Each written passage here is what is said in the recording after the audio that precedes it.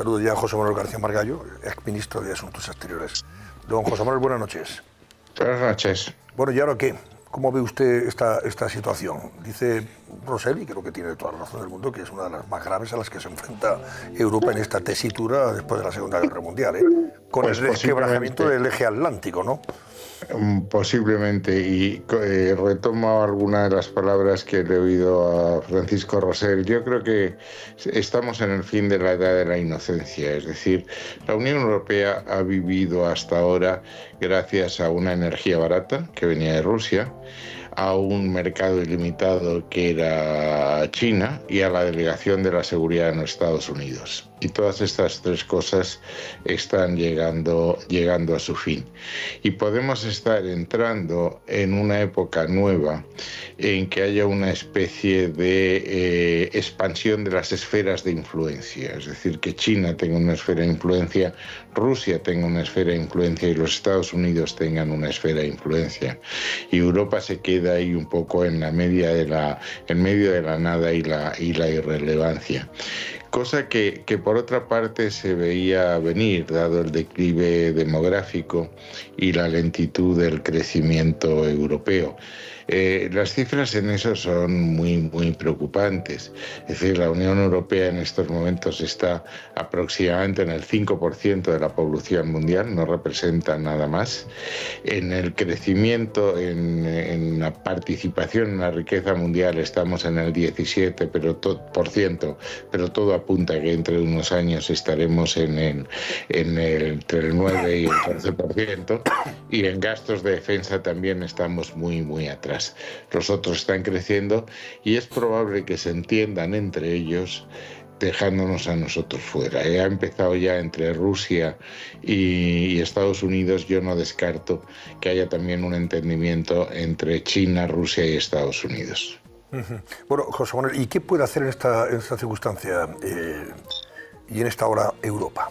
Los dirigentes europeos, que además mantienen una serie de discrepancias, por ejemplo, a la hora de ponerse de acuerdo si hay que enviar o no, en caso de que se produzca la paz, se consiga esa paz, tropas de paz a Ucrania, o por ejemplo el desfase que hay entre unos y otros respecto a la contribución a la Alianza Atlántica, ¿no?, en materia de presupuesto, etcétera, etcétera. ¿Pueden exigir algo? ¿Les va a hacer caso Trump? Ese es el problema, es decir, el compromiso de contribuir con un 2% del Producto Interior Bruto viene de Cardiff en 2014. En estos momentos, para citar en nuestro país, España está en el 1,28. Y el compromiso del gobierno es llegar al 2% en 2029, cosa que ya está fuera de todo cálculo. Es decir, Trump va a exigir el 2% inmediatamente y probablemente una subida al 3 o al 4%. Y lo más importante es que nosotros ya no tenemos opción. Es decir, nos la han dado hecha. Los Estados Unidos, desde hace mucho tiempo, han dicho dos cosas. Una, que los Estados Unidos no va a volver a intervenir en ningún área geográfica en que no estén directamente implicados los intereses americanos. Eso ya empezó con Obama en Libia, en Siria en 2014, la retirada de Afganistán, etc. Y la segunda es que si queremos estar cubiertos por el paraguas americano, lo tenemos que pagar. Y como conclusión ha dicho que Europa es un asunto nuestro. Miren ustedes, eso es la frontera europea, arréglenlo ustedes. Y no parece que en estos momentos sea posible que Europa haga esto. Yo creo que el calendario es bastante claro a partir de momento. Yo creo que va a haber un alto el fuego inmediato, lo dije el otro día en su programa y hace algún tiempo, tipo Minsk, y que los Estados Unidos van a forzar a Zelensky y a Putin, a los dos, a aceptar un tratado de paz en que cada uno se quede con el territorio que ocupa en la actualidad.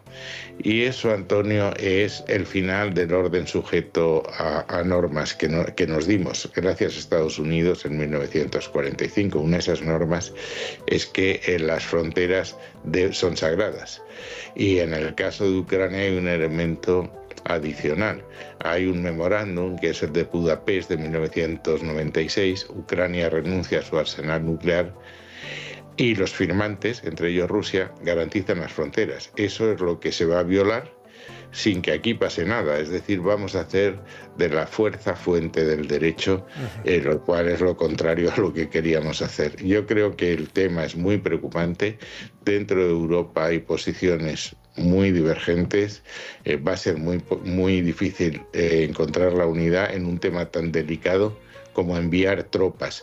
Y Ucrania con razón va a decir, oiga, yo accedo, me resigno a que amputen parte de mi territorio, pero quiero seguridades. Ya se les ha dicho que OTAN no. Ya se les ha dicho que tropas americanas probablemente tampoco. Entonces, ¿quién va a ir a esa línea de interposición a garantizar que esto no se repita? Porque Putin tiende a repetir la jugada cuando ve que no hay resistencia. Esto empezó en 2014, no nos olvidemos, cuando se anexionó Crimea y activó el separatismo en el Donbass. O sea que, José Manuel, tú das por hecho que va a haber acuerdo de paz y que se le va a imponer a Europa ese acuerdo de paz, a Ucrania y a Europa, y que aquí el perjudicado va a ser el país invadido y agredido, y el beneficiado el país agresor, en definitiva. Rusia saldrá beneficiada, Putin blanqueado, después de ser considerado un criminal de guerra, y Ucrania humillada. Y Europa, pues hombre, con la carga correspondiente de indignidad que supone, ¿no?, el estar al margen de un hecho tan histórico como este. Y probablemente Estados Unidos, no olvidemos que el presidente es un vendedor de alfombras. Probablemente se quede con las tierras raras, claro, que están en Ucrania y precisamente en donde está el frente. Es decir, Trump va a salir de esto con todas las cartas en la mano, y nosotros nos quedamos en una situación de irrelevancia absoluta. Y no van a poder reaccionar para nada. Los dirigentes europeos no van a poder, me imagino que quejarse, ¿no?, amargamente, hacer declaraciones grandilocuentes, pero, oiga, tragando, en definitiva. Vamos a ver, es que todas las declaraciones son conjuntos vacíos. Es decir, Europa quiere tener relevancia y que Europa quiere ser escuchada. Hoy Trump lo que nos ha mandado es un cuestionario de 6 preguntas en que dice, bueno, muy bien, pero usted, ¿qué está dispuesto a hacer? ¿Con qué está dispuesto a contribuir? Para decir, oiga, si usted no contribuye, pues esto es el Evangelio, es ¿qué traes, hijos míos? Y si no traes nada, pues no te sientas a la mesa. Eso sí es sencillo. Bueno, y además ese acuerdo significaría poner de nuevo a Europa, a los dirigentes europeos, frente a ese espejo al que yo me refería antes. Es decir, ¿se van a poner de acuerdo para enviar tropas, por ejemplo, de paz a Ucrania? ¿Para velar por el cumplimiento de ese acuerdo de paz? ¿O no van a ser capaces de articular una posición común? Probablemente hagan un gesto simbólico que no va a parecer suficiente ni a los ucranianos ni a los americanos. Y Antonio, estamos hablando de la frontera este, pero hay una frontera sur donde estamos nosotros. Y claro, en esa frontera sur, con África absolutamente dejada de la mano de Dios y habiendo abandonado los occidentales, incluidos todos los europeos, África, podemos encontrarnos en un problema muy serio. He estado viendo ahora las cifras, el esfuerzo que ha hecho Marruecos en gasto militar. Es decir, Marruecos dedica ahora al gasto militar el 9,21% del PIB. Nosotros el 1,28%. Y habiendo una diferencia entre Producto Interior Bruto, Marruecos es menos de la 10ª parte del Producto Interior Bruto de España, en gasto de defensa en cifras absolutas no estamos tan lejos. Nosotros en el año pasado dedicamos 22.000 millones y ellos han dedicado 12.000 millones, con un aumento del 7,1%. Es decir, en un momento, dentro de unos años, si esta tendencia sigue así, en gasto militar vamos a estar a la par. Claro. En ese sentido, José Manuel, te pregunto, ¿podría aprovechar precisamente Marruecos la debilidad de España frente a Trump, siendo Marruecos un socio preferente en estos momentos, mucho más que España, para, en fin, orquestar alguna maniobra en Ceuta y Melilla? Cuando digo maniobra, bueno, pues reivindicar nuevamente las 2 plazas españolas. Lo puede hacer. De hecho, ya lo hemos visto. Es decir, la declaración de la marroquinidad del Sáhara que hizo el gobierno Sánchez, yo estoy convencido que fue debido a una presión europea. a una presión americana, perdón. Y ahora nos encontramos, hoy he tenido otro debate con algún socialista, dicho esto que decís de que Ucrania para los ucranianos y Gaza para los gazetíes está muy bien, porque hay que aplicar el principio de autodeterminación, que es el que dice Naciones Unidas, salvo la integridad territorial en Gibraltar, que es otro caso, pero ¿por qué el pueblo saharaui no tiene derecho a la autodeterminación, que es lo que han venido diciendo Naciones Unidas desde 1975? Y nos ha acusado una estrella ascendente en el PSOE, que hace ahora de portavoz, de servilismo respecto a Estados Unidos. Oiga, y lo que hicieron ustedes con el Sáhara poniendo por presión americana, ¿eso cómo se llama? ¿Qué te pareció el discurso de Vance en Múnich? Hombre, además de cosas que, el chorreón que supuso, ¿no? Venir a Europa para afearles cosas a los europeos, a las democracias europeas, también creo que dijo cosas interesantes para que merece la pena que reflexionemos sobre ellas, ¿eh? No sé qué opinas. A mí me pareció una auténtica provocación. Yo he estado 2 veces en la Conferencia de Seguridad de Múnich y eso no es el lenguaje que se utiliza y desde luego no es el lenguaje que se esperaba. Lo que se esperaba es que dijesen qué iban a hacer en Ucrania o qué iban a hacer en Gaza, que son los conflictos que tenemos. No decir que el problema es el problema interno de la Unión Europea y sobre todo fundamentarnos en algo que a mí me pareció absurdo. Él lo montó todo sobre el tema de libertad de información. Él lo que sostiene es que el quitar verificadores que en las redes, que cada vez son más poderosas en la conformación de la opinión pública, de alguien que diga si es verdad o no es verdad lo que se está diciendo, cosa que haríamos con tu televisión o con un periódico, me pareció bastante absurdo. Muy anglosajón. Es decir, yo creo que la diferencia entre el modelo anglosajón y el nuestro, el europeo, que es fundamentalmente demócrata cristiano, es que ellos creen una libertad de mercado irrestricta, sin frenos, sin vigilancia. Es casi libertario, esto es lo que defiende Trump. Nosotros hablamos de 2 cosas. Un mercado que funcione, y para eso decimos tiene que estar regulado, para evitar concentraciones de poder económico que acaban con la competencia, exactamente lo contrario de lo que está pasando en Estados Unidos. No hay más que ver quién rodea a Trump. Son los multimillonarios, los trillonarios, que lo que quieren es que no haya ninguna competencia. En el fondo, el discurso es está ofendido porque queramos poner trabas a los grandes gigantes americanos. Este es todo el tema. Dice, porque en un momento así, en que hay que hablar de Ucrania, hay que hablar de Gaza, hablar de libertad de información respecto a los temas sociales, oiga, ¿de qué estamos hablando? Estamos hablando de las 6 mega empresas que tienen una capitalización bursátil superior a 200.000 millones de dólares. 200.000 millones de dólares. A mí me pareció que fue una declaración de guerra, vamos. Bueno, y respecto a la situación que esto va a generar en el seno del gobierno de España, con una vertiente comunista o una parte comunista contraria a incrementar cualquier presupuesto de defensa que exija Europa o quien lo exija, da igual, ¿no?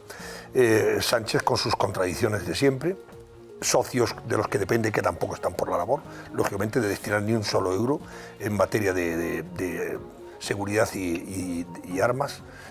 ¿Cómo crees que va a resolver esta ecuación el señor Sánchez?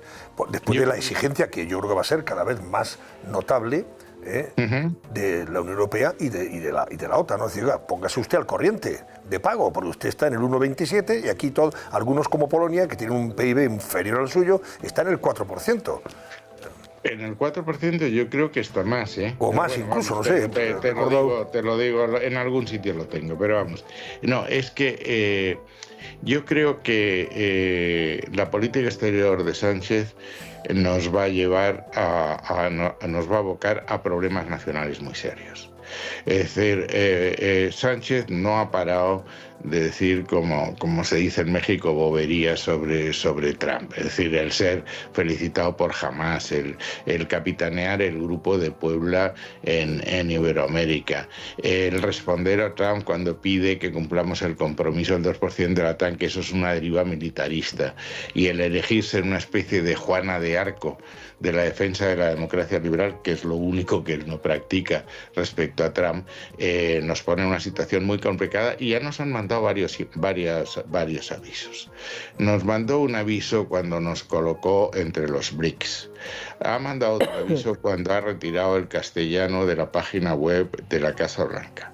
Y ha mandado otro aviso a través del ministro de Defensa de Israel, que no dice Katz, que no dicen nada, coincidiendo con la visita de Netanyahu. Oiga, los países que están obligados a acoger a los gazatís en estas cifras masivas son España, Irlanda y Noruega, que fueron los que dieron un paso para el reconocimiento del Estado palestino sin previa negociación entre las partes, sin previa negociación en la Unión Europea.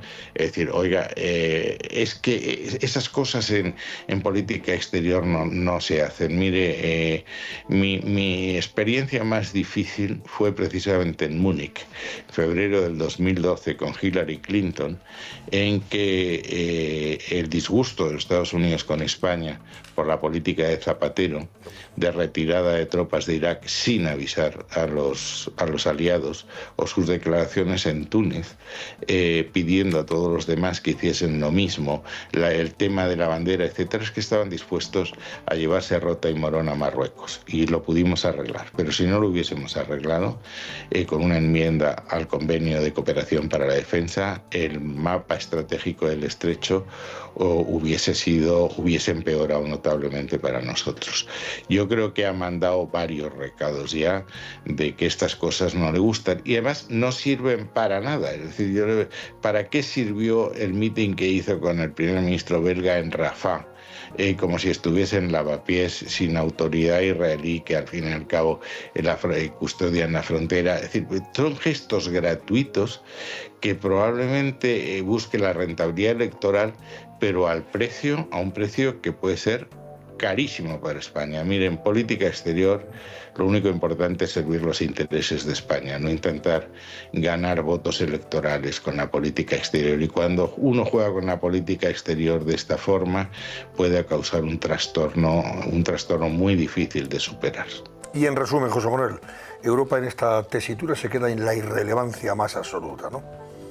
O avanzamos en el proyecto europeo decididamente y vamos a lo que se llaman los Estados Unidos de Europa, que necesariamente tiene que tener un ejército. Fíjate, Antonio, que la primera materialización de la idea europea que conciben los padres fundadores fue en el 50, en un discurso en la Asamblea Parlamentaria del Consejo de Europa de Churchill, en el Plan Pleven del 51, que era la Comunidad Europea de Defensa, que